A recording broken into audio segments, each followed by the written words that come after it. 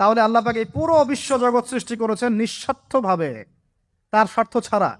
এত অসংখ্য নেয়ামতে আমাদেরকে ভর্তি করে রেখেছেন আমাদের স্বার্থে, তার কোনো স্বার্থ নাই। কোনো স্বার্থ আছে? এই পরীক্ষায় পাশ করলে আমরা আবার জান্নাতে যাবো ইনশাল্লাহ।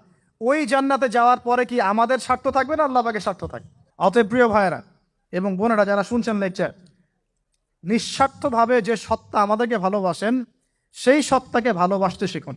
আল্লাহ পাক তৌফিক দান। এখন আল্লাহ পাক আমাদেরকে কিছু কিছু ক্ষেত্রে ভালোবাসতে বলেছেন, যেমন আল্লাহ পাক তার দিনকে ভালোবাসতে বলেছেন, আল্লাহ পাক তার নবীকে ভালোবাসতে বলেছেন, আল্লাহ পাক আমাদের পিতামাতাকে ভালোবাসতে বলেছেন, আল্লাহ পাক আত্মীয়তার সম্পর্ক রক্ষা করতে বলেছেন, আল্লাহ পাক রক্তের সম্পর্ক বজায় রাখতে বলেছেন, আল্লাহ পাক স্ত্রী সন্তানকেও ভালোবাসতে বলেছেন।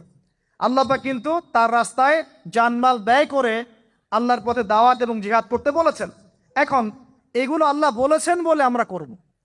আল্লাহ পাক ভালোবাসতে